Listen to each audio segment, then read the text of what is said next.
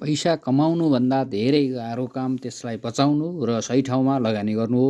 तपाईँको आजको बचतले नै तपाईँको भोलिको सुख निश्चित गर्दछ। नमस्कार, म ख्यामकान्त अर्याल। आज म वैदेशिक रोजगारीबाट फर्केहरूका लागि वित्तीय साक्षरता शीर्षकमा विशेष प्रस्तुति लिएर तपाईँहरू सामु उपस्थित भएको छु। के तपाईँ आफ्नो मेहनतको कमाइलाई सुरक्षित र उत्पादनमूलक बनाउन चाहनुहुन्छ?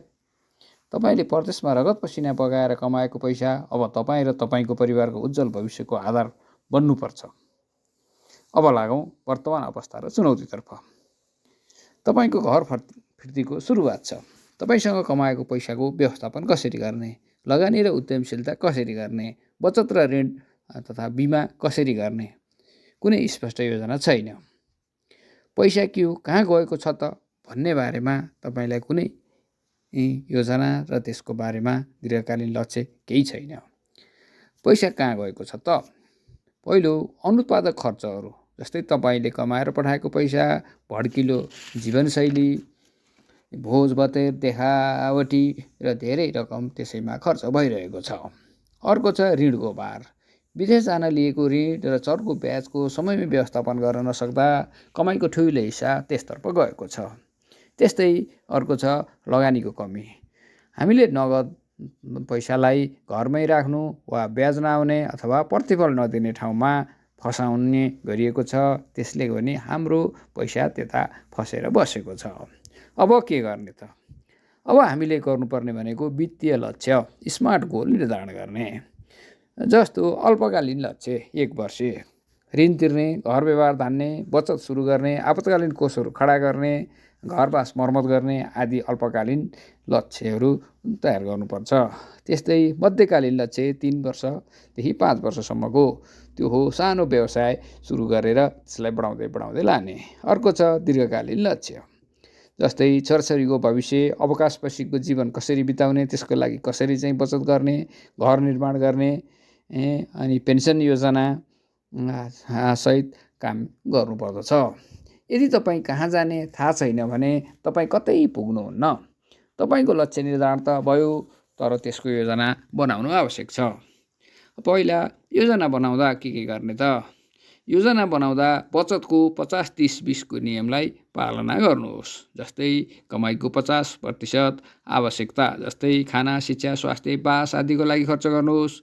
30% इच्छा र चाहना, प्रवृत्तिको लागि, जस्तै मनोरञ्जन, नयाँ ग्याजेट, चाडपर्व, भ्रमण आदिमा खर्च गर्नुहोस्। र 20%लाई बचत तथा लगानी गर्नुहोस्। जस्तै आपतकालीन कोष खडा गर्नुहोस्, भविष्यको लागि बचत गर्नुहोस्, सेयरमा लगानी गर्नुहोस् आदि आदि। यी कामहरू गरेर 20%लाई बचत गर्नुहोस्। यो नियमले तपाईँको खर्चलाई नियन्त्रण र भविष्यलाई सुरक्षित गराउँदछ। योजना बनाउँदा आम्दानी र खर्चको सन्तुलन मिलाएर गर्नु आवश्यक छ। अब लागौँ लगानीका सुरक्षित क्षेत्रहरूतर्फ। कुन हुन सक्छन् त?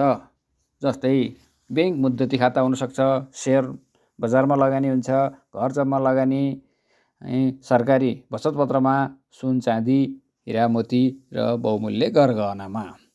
ब्याङ्क मुद्दतीमा लगानी गर्दा प्रतिफल निश्चित हुन्छ, जोखिम कम हुन्छ, बचत सुरक्षित हुन्छ। सेयर बजारमा लगानी गर्दा कम्पनीको हिस्सेदारी बनिन्छ, लाभांश प्राप्त हुन्छ, पुँजी वृद्धि हुन्छ। घर जग्गामा लगानी गर्नाले मूल्य वृद्धि हुन्छ, भाडामा लगाएर आम्दानी गर्न सकिन्छ, ठुलो लगानी गर्न सकिन्छ, खेतीपाती गरेर आम्दानी लिन सकिन्छ। त्यस्तै सरकारी बचत पत्रबाट ग्यारेन्टी हुन्छ, नियमित ब्याज प्राप्त हुन्छ, कर छुट हुन्छ। जस्तै सुनचाँदी र बहुमूल्य वस्तुहरू खरिद गर्दा मुद्रास्फीति विरुद्ध सुरक्षा हुन्छ, सङ्कटमा सहारा हुन सक्छ।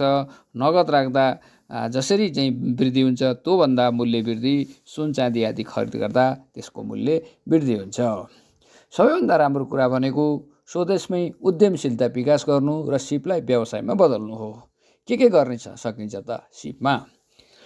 पहिलो हो आधुनिक कृषि गर्न सकिन्छ, जस्तै व्यावसायिक तरकारी, फलफुल खेती, पशुपालन, मत्स्यपालन आदि।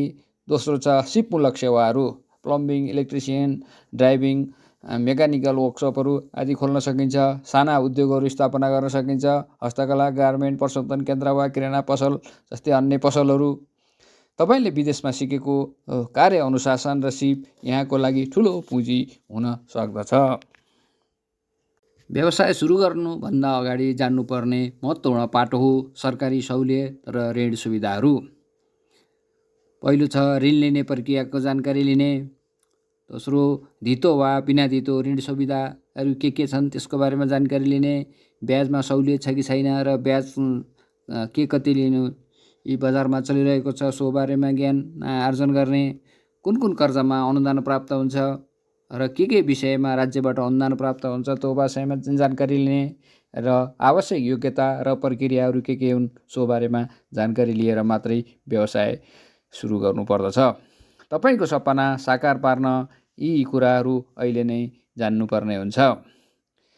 यसरी अवस्था विश्लेषण, लक्ष्य निर्धारण, योजना र बजेट तर्जुमा, लगानीका क्षेत्र पहिचान, सरकारी प्रक्रिया र योग्यता पहिचान आदि बारेमा यो भिडियो सुनिसकेपछि पक्कै पनि सफल व्यवसायी बन्नुहुनेछ। विदेशमा दुःख गरेर कमाएको पैसा खेर जाने छैन भन्दै यस भिडियोलाई अन्तसम्म हेरिदिनुभएकोमा धन्यवाद दिँदै लाइक, कमेन्ट, सेयर गर्न नबिर्सनुहोला भन्दै भिडियो यहीँ अन्त गर्न चाहन्छु। हस्त, धन्यवाद।